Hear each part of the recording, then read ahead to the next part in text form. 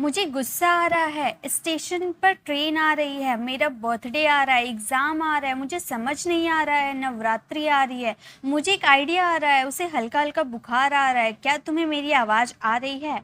तो यहाँ पे आपने नोटिस किया होगा कि सब में आने की बात की जा रही है। तो हम जानते हैं कि आने को इंग्लिश में कम कहते हैं। तो क्या सारे सेंटेंसेस में कम का यूज़ करते और हमारा सेंटेंस राइट हो जाएगा? जी बिल्कुल नहीं गाइज, हर सेंटेंसेस में आप कम का यूज़ नहीं कर सकते वरना आपके सेंटेंसेस रॉन्ग हो जाएंगे। तो आज मैं आपको इस वीडियो में आना की इंग्लिश बताने वाली हूँ कि सारे सेंटेंसेस में अलग अलग वर्ड यूज़ होंगे आने के सेंस में। तो चलिए वीडियो को स्टार्ट करते हैं। सबसे पहला जो हमारा सेंटेंस है वह है मुझे गुस्सा आ रहा है। तो क्या बोलेंगे? माई एंगर इज कमिंग। यहाँ पर कम का यूज़ नहीं होगा। इसे मतलब मुझे गुस्सा आ रहा है यानी कि मुझे गुस्सा फील हो रहा है ना। तो हम ये सेंटेंसेस को ऐसे बोलेंगे, I am feeling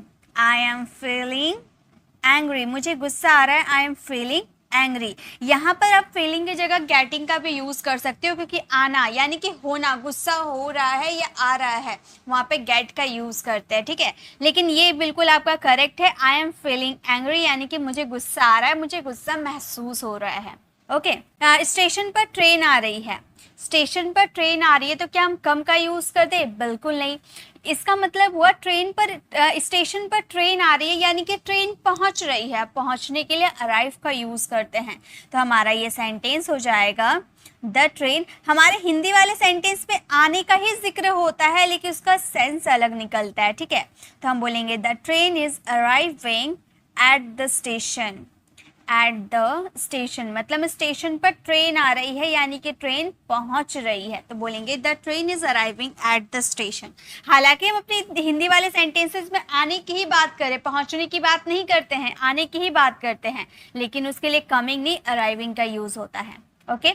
next sentence देखिए, बारिश आ रही है। बारिश आ रही है यानी कि बारिश हो रही है, ऐसा ही आप कहना चाहते हो। बारिश आ रही है यानी कि बारिश हो रही है।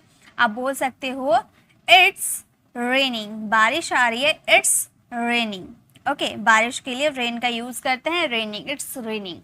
एग्जाम आ रहा है यानी कि क्या एग्जाम चल के आ रहा है? नहीं, एग्जाम चल के नहीं आ रहा है। हम बोलेंगे exam is around the corner. Around the corner यानी कि एग्जाम आ रहा है, एग्जाम नजदीक आ रहा है, आप ऐसा कहना चाहते हो। यानी कि यहाँ पर ये नहीं बोलेंगे एग्जाम इज कमिंग, चल के नहीं आ रहा है एग्जाम। ओके, आपको बोलना होगा exam is around the corner यानी कि एग्जाम आ रहा है, एग्जाम समीप आ रहा है। ओके। नेक्स्ट देखिए, नेक्स्ट है आपका मेरा बर्थडे आ रहा है। अब आप क्या बोलोगे? My birthday is coming. जी बिल्कुल, कमिंग का यूज यहाँ करेंगे लेकिन सिर्फ कमिंग का यूज नहीं करेंगे, उसके लिए एक एक्स्ट्रा वर्ड आपको यूज करने होंगे। आप बोलोगे my birthday is coming up. Coming up का यूज कर देंगे। देखिए यहाँ पे आप बोलो मैम सिर्फ कमिंग का यूज कर देंगे तो चलेगा? गाइस चलेगा, लेकिन एक प्रॉपर सेंटेंस नहीं बनेगा। आप वहाँ पे अप का यूज कर दोगे ना, एकदम करेक्ट सेंटेंस बन जाएगा। मेरा बर्थडे आ रहा है, माई birthday is coming up. Okay. Next है मुझे उसकी याद आ रही है। तो यहाँ पर क्या बोलेंगे? आई एम, मुझे उसकी याद आ रही है, यहाँ पर कमिंग का यूज कर दे? जी बिल्कुल नहीं, यहाँ पर कमिंग का यूज नहीं करेंगे। याद आना यानी कि मिसिंग, यहाँ भी आने का यूज हो रहा है लेकिन याद आना एक साथ है। ये याद आना एक साथ है यानी कि मिस करना। तो हम बोलेंगे आई एम मिसिंग हिम। मुझे उसकी याद आ रही है, आई एम मिसिंग हिम मतलब मैं उसे मिस कर रही हूँ। ओके, तो यहाँ भी आने की बात हो रही थी लेकिन यहाँ पे हम मिसिंग का यूज किए क्योंकि यहाँ पर याद आने की बात हो रही है। ओके। नेक्स्ट सेंटेंस देखिए, नेक्स्ट है क्या मेरी आवाज़ साफ आ रही है। अब आप कॉल पे किसी से बात करते हो, आवाज़ नहीं आती है तो आप उससे पूछते हो ना क्या मेरी आवाज़ साफ आ रही है, तो क्या हम वहाँ पर कमिंग का यूज़ करेंगे? जी बिल्कुल नहीं।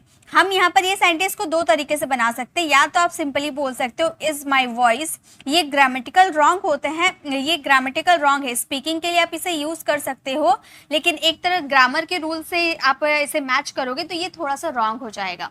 इज माई वॉइस क्लियर यानी कि क्या मेरी आवाज आ रही है। लेकिन अगर आप ये सेंटेंस आप स्पीकिंग में यूज कर सकते हो लेकिन ग्रामर के अकॉर्डिंग ये सेंटेंस गलत है। ग्रामर के अकॉर्डिंग बनाओगे तो आपका सेंटेंस इस तरह से बनेगा, is my voice becoming clear. Becoming यानी कि मतलब अब क्लियर आ रही है, ऐसा आप कहना चाहते हो। तो ये हमारा सेंटेंस हो गया, इज माई वॉइस क्लियर, ये स्पीकिंग के लिए आप बिल्कुल परफेक्ट है, आप यूज कर सकते हो, कोई दिक्कत नहीं है। लेकिन अगर आप ग्रामर के अकॉर्डिंग सीखना चाहते हो तो आप बोलना is my voice becoming clear, क्या मेरी आवाज सही आ रही है।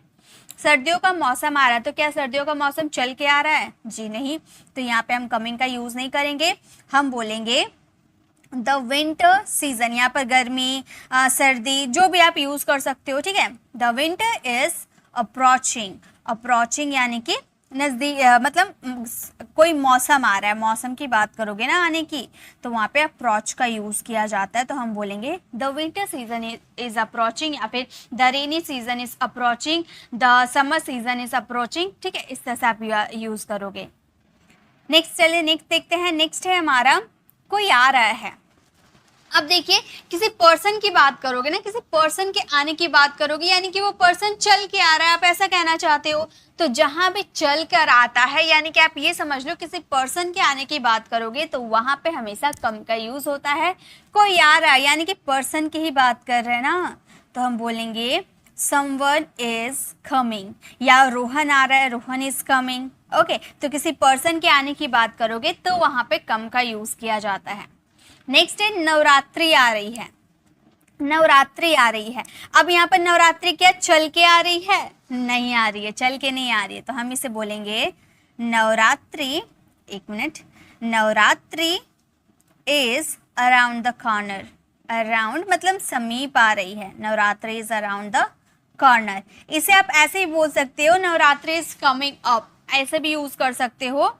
नवरात्रि, मैं दोनों तरीका आपको बता देती हूँ, ठीक है, आप जिसमें कंफर्टेबल रहो वही यूज करना। Navratri is coming up, coming up, आप दोनों में से कोई सा भी सेंटेंस यूज कर सकते हो, Navratri is around the corner या फिर नवरात्रि इज कमिंग अप। इसी तरह से नवरात्रि की जगह आप दिवाली यूज कर सकते हो, होली यूज कर सकते हो, ठीक है। जिसकी भी आने की बात करोगे, कोई फेस्टिवल के आने की बात करोगे, अराउंड द कॉर्नर का यूज कर सकते हो या कमिंग अप का यूज कर सकते हो, ठीक है। नेक्स्ट देखिए, नेक्स्ट क्या है, तुम्हारा फोन आ रहा है। अब क्या फोन चल के आ रहा है? नहीं, फोन चल के नहीं आ रहा है, तो हम बोलेंगे तुम्हारा फोन आ रहा है, your phone is ringing, your phone is ringing, तुम्हारा फोन आ रहा है, योर फोन इज रिंगिंग, ठीक है, यानी कि रिंग कर रहा है, बज रहा है, तुम्हारा फोन आ रहा है यानी कि तुम्हारा फोन बज रहा है, चल नहीं रहा है। चलने की बात करोगे तो वहां पर कम का यूज होगा, ठीक है। यह फिल्म कब आ रही है? तो क्या फिल्म चल के आ रही है? नहीं, तो यहाँ पर हम यूज करेंगे when is this movie, when is this movie being released, being released. Released का यहाँ पर क्यों यूज हुआ है? क्योंकि यहाँ पर हम बोल रहे हैं यह फिल्म कब आ रही है, यानी कि कब रिलीज हो रही है, और ये फिल्म रिलीज किसी पर्सन के द्वारा किया जाएगा, यानी कि ये सेंटेंस हमारा एक तरह से हमारा पैसिव वॉइस हो गया, इसलिए यहाँ पर बीइंग का यूज किए वर्ब के थर्ड फॉर्म के साथ। ओके, पैसिव शो कर रहा था इसीलिए। नेक्स्ट देखिए, नेक्स्ट है मुझे एक आइडिया आ रहा है। मुझे एक आइडिया आ रहा है, तो आइडिया चल के नहीं आ रहा, मेरे दिमाग में आ रहा है। ओके, तो मुझे एक आइडिया आ रहा है, तो आप बोलोगे I am getting an idea, I am getting an idea, मुझे एक आइडिया आ रहा है, I am getting an idea. Okay, उसे हल्का हल्का बुखार आया, तो बुखार भी चल के तो नहीं आता है, उसे हल्का हल्का बुखार हो रहा है, यानी कि वो उसे महसूस हो रहा है या फिर उसे बुखार हो रहा है। तो हम ये सेंटेंसेस को सिंपली आप ऐसे बोल सकते हो, ही इज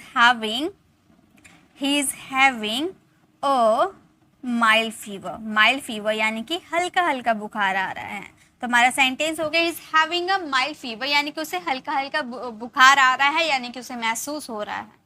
ओके, फीलिंग का भी यूज कर सकते हैं महसूस के लिए।